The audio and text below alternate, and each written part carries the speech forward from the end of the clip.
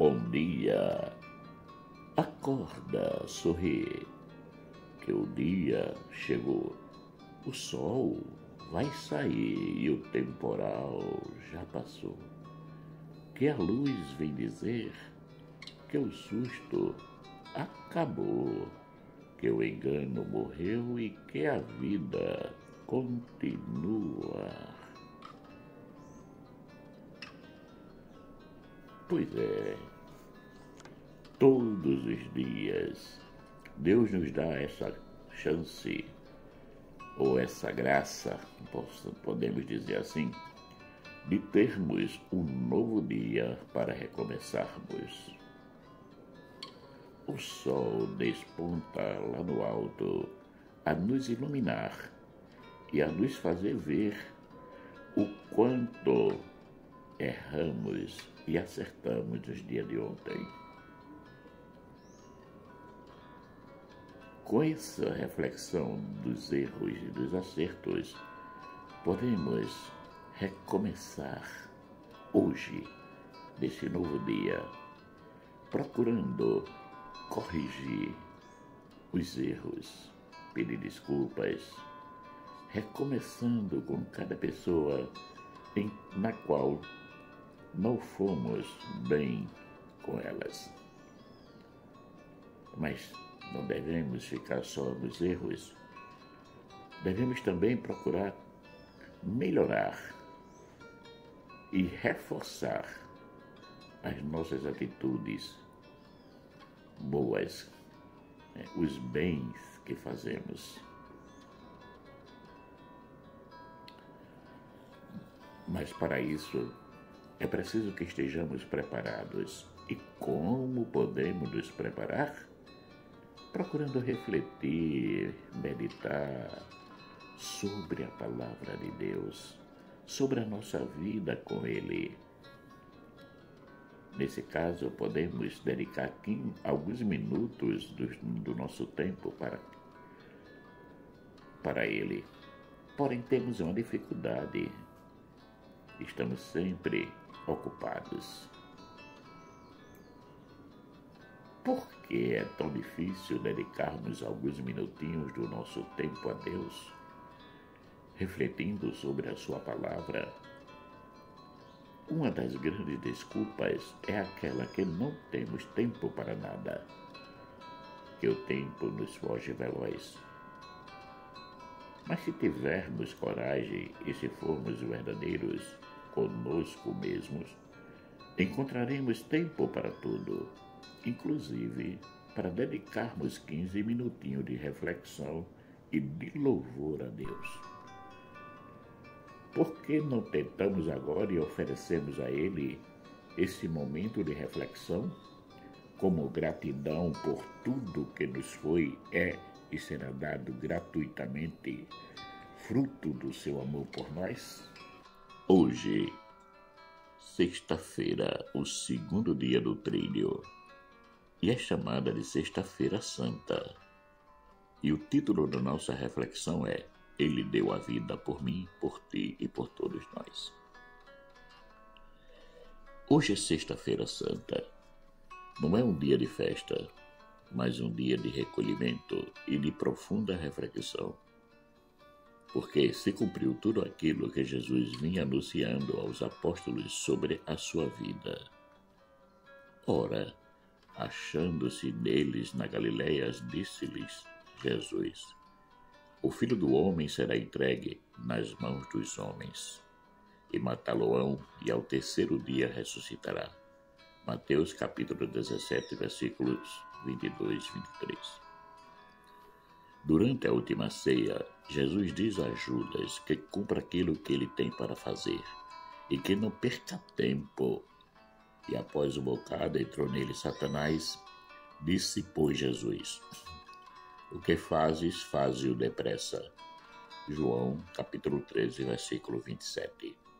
E assim ele fez. Judas foi procurar os príncipes dos sacerdotes e os oficiais para se entender com eles sobre o modo de lhe entregar. Eles se alegraram com e concordaram em lhe dar dinheiro. Lucas capítulo 22, versículos 4 e 5.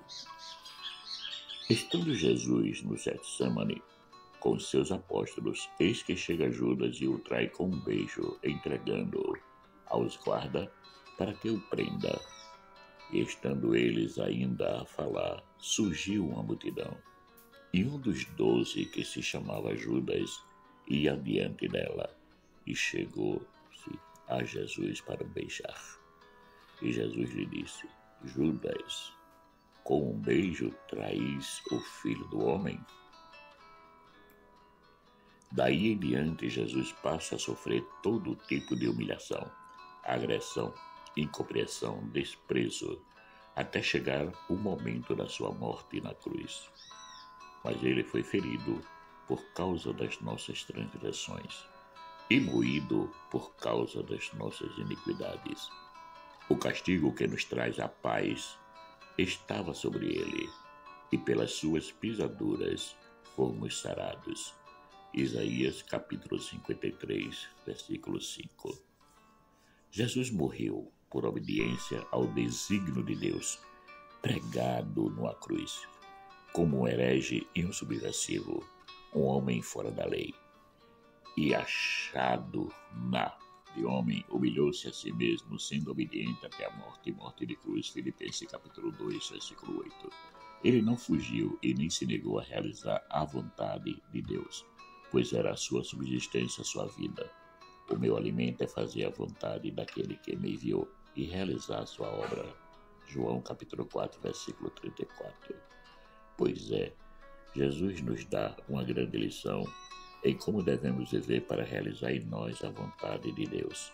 Sabemos o quanto somos frágeis e medrosos, que gostamos das soluções fáceis e sem muito compromisso.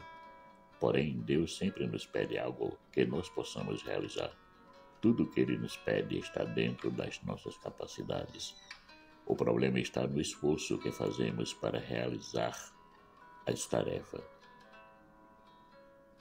Coisa que não queremos, porque, como já foi dito antes, gostamos de tudo já mastigado, já pronto. Por isso que muitas vezes fugimos ou fazemos corpo mole diante da vontade de Deus. Ele se entregou por mim, por ti, por nós. E não só isso, mas nos convidou a fazer o mesmo. Que vos ameis uns aos outros como eu vos amei a vós. Que também vós uns aos outros vos amei. João capítulo 13, versículo 34. E como foi que ele nos amou? Dando a sua vida por nós. E nós estamos prontos a dar a nossa vida pelos nossos irmãos? O dar a vida aqui não significa propriamente morrer, mas a dar passos que nos custe muito para realizá-los, como, por exemplo, nos despojarmos, nos esvaziarmos para acolher plenamente os irmãos nos seus mais variados momentos, isto é, na alegria, pois essas são fáceis de acolher, nas dores e nas tristezas. Jesus deu a vida por nós quando ainda éramos pecadores, mas Deus, seu amor para conosco, em que Cristo morreu por nós, sendo nós ainda pecadores. Romanos capítulo 5, versículo 8. Será que merecíamos um ato de amor tão grande assim? Se formos analisar com as nossas capacidades humanas, diríamos que não, porque é assim que agimos com os nossos irmãos. Esse merece, esse não merece. Vivemos uma meritocracia segundo os nossos critérios de julgamento. Mas Deus não pensa como nós, porque os meus pensamentos não são os vossos pensamentos, nem os vossos caminhos, os meus caminhos, diz o Senhor. Isaías capítulo 55, versículo 8. Os critérios que ele usa para nos julgar são outros, que não estão alicerçados nos ressentimentos, no ódio, na vingança, na ira, no desejo do mal ao próximo, no rancor, mas tem como base a compaixão, a misericórdia, o perdão e o amor. O Senhor Deus, misericordioso e piedoso, tardio em irar-se e grande em beneficência e verdade. Êxodo capítulo 34, versículo 6. Porque o Senhor vosso Deus é misericordioso e compassivo, e não desviará de vós o seu rosto, se vos converterdes a ele. 2 Crônica, capítulo 30, versículo 9. E Deus é amor, e quem está em amor está em Deus, e Deus nele. 1 João, capítulo 4, versículo 16. Jesus foi pregado numa cruz e ali sofreu todos os tipos de maltrato. Foi zombado, teve seu peito transpassado por uma lança, teve os pés e as mãos perfurados por pregos. Lhe foi colocado uma coroa de espinho, lhe deram vinagre misturado com fel para beber. Lhe humilharam e caçoaram, foi desprezado pelos seus apóstolos, com exceção de João. Tudo isso ele passou e aguentou por nós. Esse foi o preço que ele pagou para nos dar a vida eterna. Porque foste comprados por bom preço, glorificai Deus no vosso corpo e no vosso espírito, os quais pertencem a Deus. 1 Coríntios, capítulo 6, versículo 20. E nós somos reconhecedores desta dádiva que recebemos dele? Como vivemos esse momento da paixão e morte de nosso Senhor?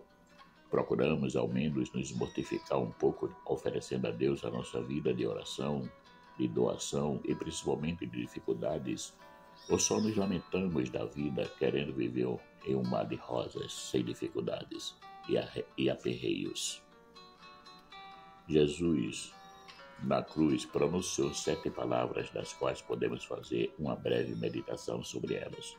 Primeiro foi: Pai, perdoa-lhes, porque não sabem o que fazem. Lucas capítulo 23, versículo 34. O perdão é a fraqueza de Deus. Ele esmiuça a nossa vida até encontrar um ato de amor, por mais menor que seja, para cobrir todos os nossos defeitos. Veio, porém, a lei para que a ofensa abundasse, mas onde o pecado abundou, superabundou a graça. Para que, assim como o pecado reinou na morte, também a graça reinasse pela justiça para a vida eterna. Por Jesus Cristo nosso Senhor. Romanos, capítulo 5, versículo 20 e 21. Jesus, durante a sua missão, nos ensinou que deveríamos perdoar o nosso irmão, mesmo se ele tivesse alguma coisa contra nós. Portanto, se trouxeres a tua oferta ao altar e aí te lembrares de que teu irmão tem alguma coisa contra ti, deixa ali diante do altar a tua oferta e vai reconciliar-te primeiro com teu irmão. E depois vem e apresenta a tua oferta. Mateus capítulo 5, versículo 23 e 24. E foi isso que ele fez. Perdoou aquele que lhe fazia o mal. A segunda foi: em verdade te digo que hoje estarás comigo no paraíso. Lucas capítulo 23, versículo 43. Jesus não vive o ontem nem o amanhã, mas sim o hoje, que é a eternidade. Sabemos que na eternidade não existe o ontem nem o amanhã, existe apenas o eterno, momento presente. E ele nos convida a viver assim.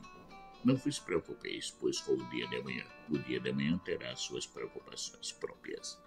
A cada dia basta o seu cuidado. Mateus capítulo 6, versículo 34.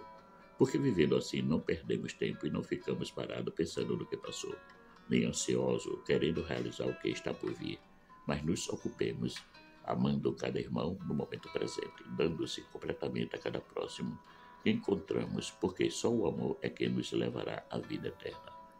A terceira palavra foi: ora. Jesus vendo ali sua mãe e que o discípulo a quem ele amava estava presente e disse à sua mãe: mulher, eis aí o teu filho. Depois disse ao discípulo: eis aí a tua mãe. E desde aquela hora o discípulo a recebeu em sua casa. João capítulo 19, versículo 26 a 27. Jesus nos apresenta a maternidade de Maria. Ela deixa de ser apenas sua mãe e passa a ser nossa mãe. E todos nós estamos representados por João. Em João, Jesus convida a todos nós a levar a nossa Mãe Santíssima para casa. Naquele momento, aos pés da cruz, nasce a igreja e Jesus nos apresenta a Maria como mãe dessa igreja nascente. A quarta palavra foi Eloi, Eloi, lama sabachthani, que traduzido é Deus meu, por que me abandonaste? Marcos capítulo 15, versículo 34. Jesus se sente abandonado pelo Pai, fato que nunca aconteceu. Mas a sensação do peso dos nossos pecados o levou a sentir-se assim. Jesus crucificado e abandonado, que figura é essa? Se todos nós pararmos um pouco para refletirmos sobre essa figura de Cristo, veremos que a nossa vida encontrará sentido nos seus momentos de dores. Todas as dores que podemos sentir na vida, Cristo viveu ali na sua paixão e morte. Todos os nossos sofrimentos encontramos nele abandonado. Por exemplo,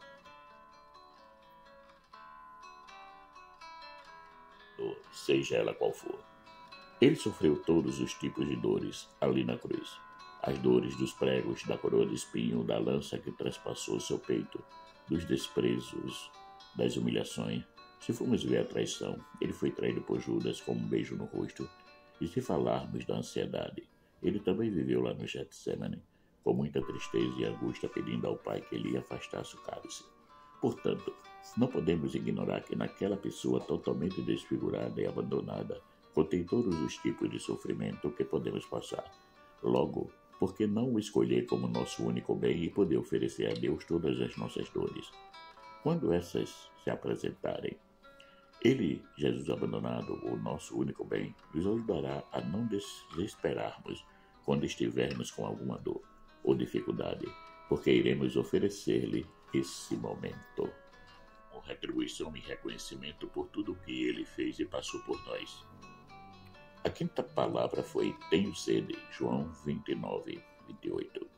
Jesus é verdadeiro homem e verdadeiro Deus, portanto deveria experimentar de tudo aquilo que um ser humano pode experimentar, inclusive a sede. Deram-lhe vinagre misturado com fel. A maldade humana não tem limite, mas Jesus não só tem sede biologicamente falando, mas tem sede de justiça, de verdade e, sobretudo, de amor. Ele é insaciável quando o assunto são esses tipos de sede. No poço de Jericó, diante da samaritana, Jesus lhe pede água, mas também lhe diz que a água que ele der para ela beber a fará a não ser ter mais sede, porque a água que ele lhe oferece é a água que nos leva à vida eterna. A sexta palavra foi: tudo está consumado. João capítulo 19, versículo 30. É o momento da entrega. Ele foi fiel até o fim, cumprindo plenamente a vontade de Deus. Essa entrega é a entrada para a sua glorificação e para o seu triunfo sobre a morte. Consumado, não tinha mais nada a fazer a não ser entregar-se e deixar-se levar pelo autor da vida. Nós também teremos a nossa hora de dizermos: tudo está consumado.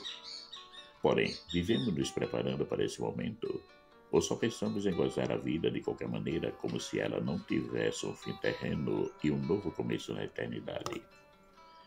Realmente vivemos já aqui na Terra nos preparando para esse novo começo? É importante refletirmos sobre isso. A sétima e última palavra foi: Pai, nas tuas mãos entrego o meu espírito. E havendo dito isso, expirou. Lucas capítulo 23, versículo 46.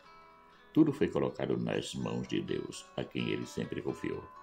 Ele entrega-se plenamente ao Pai e nos leva junto como partícipe desse momento.